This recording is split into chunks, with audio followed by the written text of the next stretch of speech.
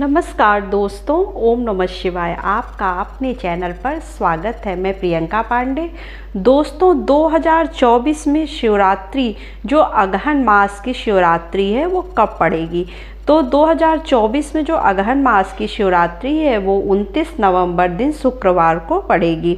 तो उसी दिन उसका व्रत रखा जाएगा। तो वैसे तो हर मास में शिवरात्रि का व्रत पड़ता है, हर महीने शिवरात्रि का व्रत होता है। तो बहुत से लोग जो है जो खास शिवरात्रि होती वो वही रखते हैं। एक फाल्गुन मास में पड़ता है, होली के आसपास, जो सबसे बड़ा शिवरात्रि व्रत होता है। और अगहन मास में जो शिवरात्रि व्रत होता है इसको भी बहुत खास माना जाता है। तो जो भी यह व्रत रखना चाहता है वो इस व्रत को रख सकता है, या इस व्रत को, शिवरात्रि का व्रत अगर वो हर मास रखना चाहता है, व्रत को उठाना चाहता है तो वो व्रत उठा सकता है। क्योंकि इस साल कोई भी मलमास और अधिक मास नहीं लगा है, तो कोई भी व्रत उठाने में इस साल आपको किसी भी तरह का सोच विचार नहीं करना है, तो आप कोई भी व्रत उठा सकते हैं।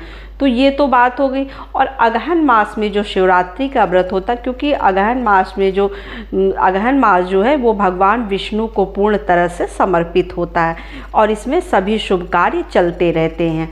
तो इसलिए इस मास में जो शिवरात्रि पड़ता है वो ज़्यादा ही खास माना जाता है। तो सुहाग और घर में सुख समृद्धि और इच्छा पूर्ति के लिए यह व्रत महिलाएं जो है शिवरात्रि का व्रत रखती हैं।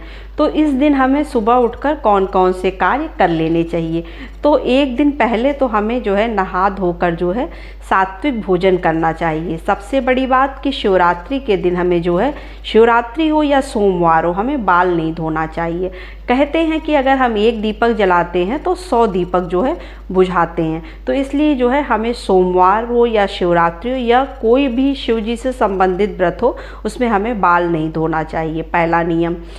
दूसरा क्या है कि आप सुबह जो है नहा धोकर स्वच्छ कपड़े पहनकर घर की साफ़ सफाई करके, अगर आप घर में पूजा करना चाहते हैं तो आप घर में भी पूजा कर सकते हैं। अगर आप मंदिर जाना चाहते हैं तो मंदिर में पूजा कर सकते हैं। तो इस दिन हमें क्या करना है, अगर आप घर में पूजा कर रहे हैं तो साफ़ सफाई करने के बाद एक चौकी लगाकर उस पर जो है पीला वस्त्र बिछा दीजिए और भगवान शिव की फ़ोटो रख लीजिए।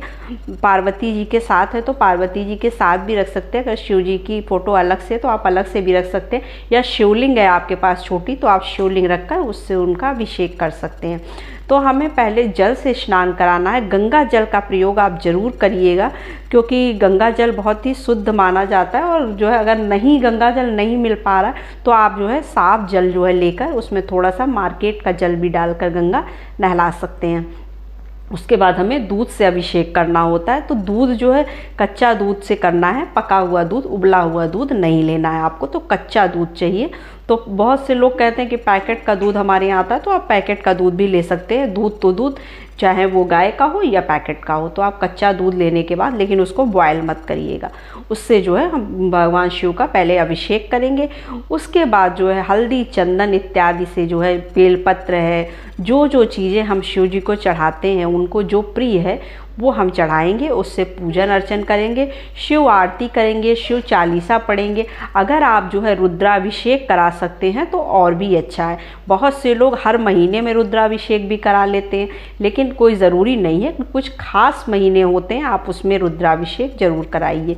क्योंकि इससे क्या होता है, आप एक रुद्राभिषेक कराते हैं तो आपको 100 रुद्राभिषेक के बराबर जो है आपको फल की प्राप्ति होती है। तो इसलिए आपको रुद्राभिषेक कराना चाहिए। और शिव जी से संबंधित कोई भी व्रत हो, चाहे सोमवार है, चाहे शिवरात्रि है, या जो भी व्रत शिव जी के पड़ते हैं, उसमें हमें शिव जी के दर्शन करने मंदिर जरूर जाना चाहिए। तो आप जो है मंदिर जाकर जो है दीप प्रज्वलित जरूर करा करिए। वहाँ पर एक दीप प्रज्वलित कर दीजिए और घर में अपने पूजा पाठ इस तरह से कर लीजिए। तो शिवरात्रि का व्रत इस तरह से करना है। उसी दिन जो है वो प्रदोष का व्रत भी पड़ रहा है, तो दोनों व्रत जो है शिव जी के ही हैं।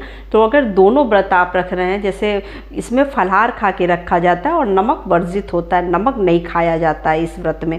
सोमवार के व्रत में भी नमक नहीं खाया जाता, बहुत से लोग खाते हैं, लेकिन शिवरात्रि के व्रत में तो बिल्कुल भी वर्जित है। आपको नमक नहीं खाना चाहिए, मीठे से ही रखना चाहिए फलाहार खाकर, क्योंकि उस दिन गुरुवार भी मतलब एक दिन पहले गुरुवार का व्रत भी है। तो कुछ लोग गुरुवार का व्रत भी रखते हैं प्रदोष का, और कुछ लोग शिवरात्रि का भी व्रत रखते हैं, तो उनके डबल व्रत हो जाते हैं।